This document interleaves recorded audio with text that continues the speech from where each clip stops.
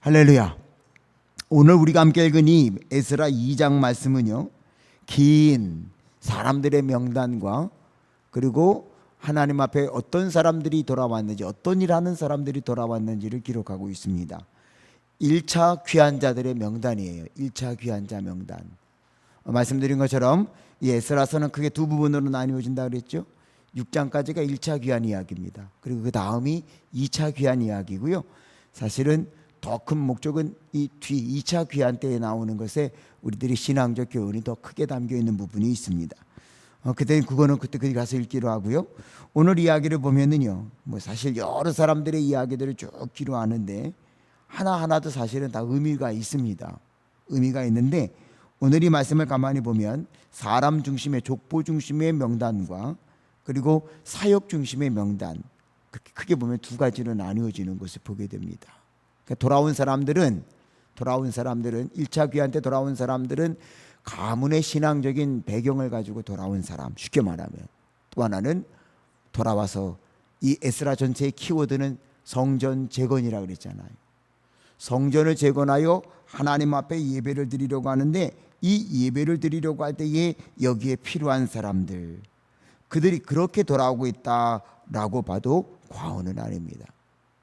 특별히 여기 오늘 직임에 따라서, 그 레위 족속 중에서도 하나님 앞에 직임에 따라서 돌아오는 사람들을 보면은요, 성경은 이렇게 기록하고 있는 걸 보게 됩니다. 우리 한번 41절, 42절은 같이 한번 읽어보실까요? 41, 42절 말씀입니다. 시작. 노래하는 자들은 아삽 자손이 몇 명이요? 128명이요. 두 번째 42절에요. 문지기의 자손들은 살룸과 아델과 달문과 악굽과 하디다와 소베 자손이 모두 몇 명이요? 139명이었더라 그랬어요. 뭐하는 사람들이 돌아왔어요? 노래하는 자고요. 또요, 문지기요. 그래요. 오늘 이 성전이 재건이 됐을 때에 이 노래하는 사람들과 문지기는요 반드시 필요했다는 거예요. 왠 줄 아십니까? 이게 사실은요 잘 드러나지 않는 일일 수 있거든요. 화려한 제사장 복장을 입고요 앞에 서서 제사를 집례한다든지, 귀향 봉사하는 거, 날마다 기름을 공급하는 일을 한다든지, 귀향 봉사하는 거 떡을 만들어서 날마다 바꿔놓는 일을 하든지, 그 날마다 사람들이 보일 거 아닙니까? 사람들 앞에. 근데 사실은요 오늘 성전 안에는요 보이지 않는 듯 보이는, 보이지 않는 듯 중요한 그 책임들이 있단 말이죠. 여기 오늘 성경은요 의도적으로 에스라는요 이 노래하는 자들이, 또 문지기들이 몇 명이 돌아왔다고 하는 것을요 그 가문의 이름들을 적고 그리고 숫자를 정확하게 기록하고 있습니다. 오늘 어쩌면은요 에스라는 이렇게 기록하는 가운데에 하나님의 몸된 일에서, 성전에서 일하는 것 중에는요 드러나게 모든 사람들이 부러워서 하는 일, 그러나 여러분 꼭 그 일만이 중요한 게 아니라는 거 아셔야 돼요. 오늘 여러분들은 어떤 성격의 소유자인지 한번 생각해 보자 말이죠. 저도 이제 33년째 목회하면서 이렇게 보니까 성도들 중에 반드시 그런 분들이 있더라고요. 드러나는 일 하는 거 좋아하는 사람, 부목사님, 전도사님들 이렇게 함께 일하다 보니까 그들 중에도 그런 사람이 있어요.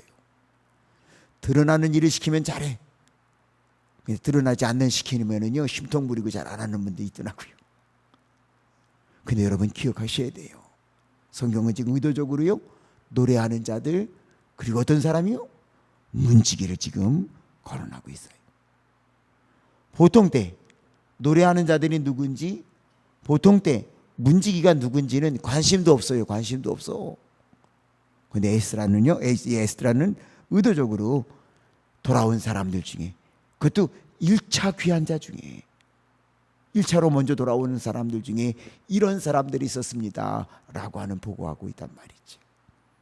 오늘 이 새벽에 주님 앞에 나와 간구하는 여러분이 어느 곳에서 어떤 일을 하든 주님은 그 모든 것을 다 기억하고 계시다는 것을 꼭 기억하시기 바랍니다. 문지기, 보잘것없는 일인 줄 알았지만 아니요, 문지기 한 사람들이 이렇게 자세하게 기록이 돼서 역사 속에 이어지고 2017년 3월 7일 서울 용두동에서 하나님 앞에 제단 쌓는 저와 여러분들도 그 사람의 이름을 기억하잖아요. 그 사람의 이름들을 기억하잖아요. 하나님의 일은 오묘합니다. 어리석은 인간들은요, 그 짧은 인생이에요. 오늘 우리 신글순 사모님 100세가 됐지만, 그러나 인류의 역사, 하나님의 역사에 비하면 100년은요 점도 못 찍어요.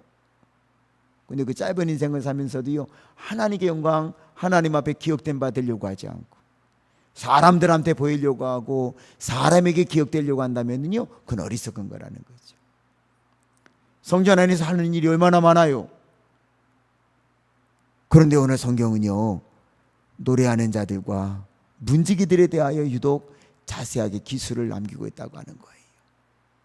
오늘 이 아침에도요, 주여 내가 어떤 일을 하든 사람에게 보이려고 하지 말게 하시고, 은밀한 중에 보시는 하나님, 내가 어떤 일을 감당하든 그 일을 귀히 보시는 하나님 앞에 충성을 다하겠나이다 결단할 수 있는 저와 여러분이 되어줄 수 있기를 소원합니다. 그러면서요, 오늘 이 말씀에 이제 큰 단락, 이제 모든 사람들을 다 소개하는 가운데 이렇게 밝힐 수 없는 사람들이 있었다. 뭐를요? 이게 어느 족속인지. 근데 이 밝히다고 하는 말이요, 정말 이 히브리어에서, 이 성경에서는 여러 번 나오는 단어, 나가드라고 하는 단어를 써서 밝힐 수 없는 사람들이 있었다, 족보에 기록된 사람들이 없었다, 그래서 그들에게는 이렇게 말을 했다, 그거를 의도적으로 기록하는 부분이 있습니다. 우리 한번 59절을 먼저 같이 읽어보실까요? 59절 말씀입니다. 시작. 델멜라와 델멜하사와 그룹과 악단과 인멜에서 올라온 자가 있으니 그들의 조상의 가문과 선조가 이스라엘에 속하였는지 뭐 할 수 없다고요? 밝힐 수 없어요. 그리고 하나 더 읽고 설명을 드릴게요. 그 다음에 있는 말씀 62절을 보면은요, 또 이렇게 기록이 되어 있습니다. 62절입니다. 시작. 찾아도 어떻게 했어요? 얻지 못함으로 그들을 어떻게 여겼어요? 부정하게 여겼어요. 그래서요, 제사장의 직분을 행하지 못했어요. 오늘 이 두 가지 단어를 우리가 눈여겨보셔야 되는데, 59절에 나오는 밝힐 수 없었다, 나가드라고 하는 단어인데요, 이 말은요, 사실은 이 히브리어를 다른 말로 번역할 때 참 고민스러운 말이에요. 사전적인 의미는요, 폭로하다라고 하는 의미예요. 알려준다라고 하는 뜻이에요. 그러니까 이게 정말 몰라서 말을 안 하는지, 아니면 알기는 아는데 아유 밝힐 수 없어, 즉 폭로할 수 없어, 따라왔으니까 덮고 가자, 그런 의도인지는 정확하게 알 수가 없는 거예요. 근데 분명한 거는요, 그들이 조상의 가문과 선조의 이스라엘에 속하였는지 안 하였는지, 왜 같이 왔는데 왜 몰라요? 옆에 있는 사람들이 알지. 누군가는 아는 사람이 있을 거 아니에요. 그런데 같이 1차 교회한테 왔으니까 자, 덮고 가자, 폭로하지 말자, 그런 의미로도 보여질 수 있다는 거예요. 정확하게 알 수도 없어요. 논쟁이 있을 수 있어요. 따져볼 수 있어요. 증인을 찾을 수 있어요. 그런데 폭로하지 말자. 이 사람들이 정말 이 족보에 있는 건지 없는지 하지 말자.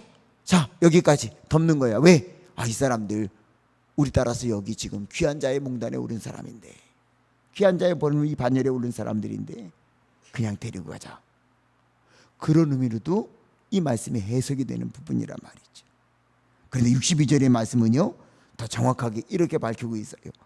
이 사람들은 계보 중에, 우리말로 말하면 이게 족보예요. 족보 중에서 자기 이름을 찾아도 얻지 못함으로 그들을 부정하게 여겨 제사장의 직분을 행하지 못하게 했다는 거예요. 오기는 왔어요. 함께 귀환했어요.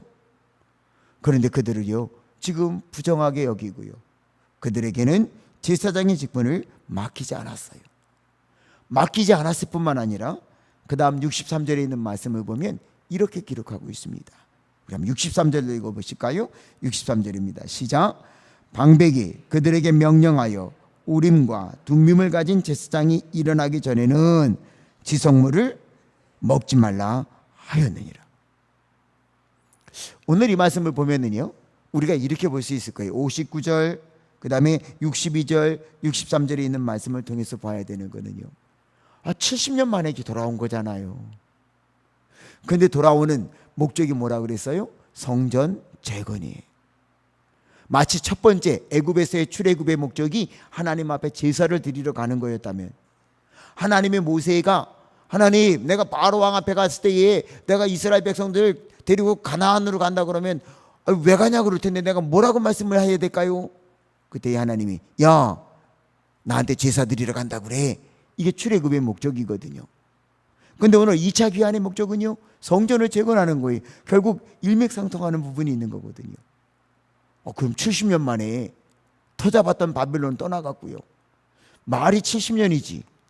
70년이면은요 엄청난 세월이잖아요. 무슨 얘기 하나 할까요? 저는요 강화에서 17년 목회했거든요. 강화 제 고향이 아니에요. 근데 강화 분들이 저 만나면은요, 최 목사, 아유 강화에서 17년 살았잖아. 당신은 준회원이야. 뭐가요? 강화 사람 준회원이야. 그래요. 17년만 살았다고요. 그럼 제가 한 말 더 하죠. 목사님보다 내가 강화 사투리는 더 잘할 수 있어요. 내가 진짜 그런다고요. 근데 여러분 70년 세월이거든요. 그거를 버리고 돌아왔어요. 그런데 오늘 두 가지예요. 밝힐 수 없는 사람, 족보에서 없는 사람. 그들은 부정하게 여겼고요. 그들은 지성물을 제사장이 일어나기 전에는 먹지 못하게 했어요. 오늘 우리가 족보 얘기를 이야기해서 볼 수 있어야 될까요? 아니요. 우리 용두동교회는 110년을 맞이하는 교회입니다. 바라긴 우리 자손들에게는요, 신앙의 전통성을 잘 이어줄 수 있는 성도들이 되시기를 소원합니다. 물론 110년이 안 된 교회를 다니면 그러지 않아도 되느냐? 아니요.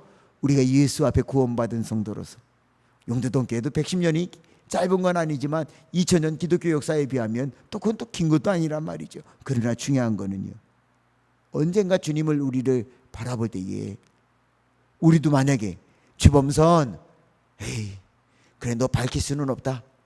가자. 근데 넌 좀 부정해. 그러니까 제사장들이 다 제사 끝나고 일어나면 그때 지성면 먹어라.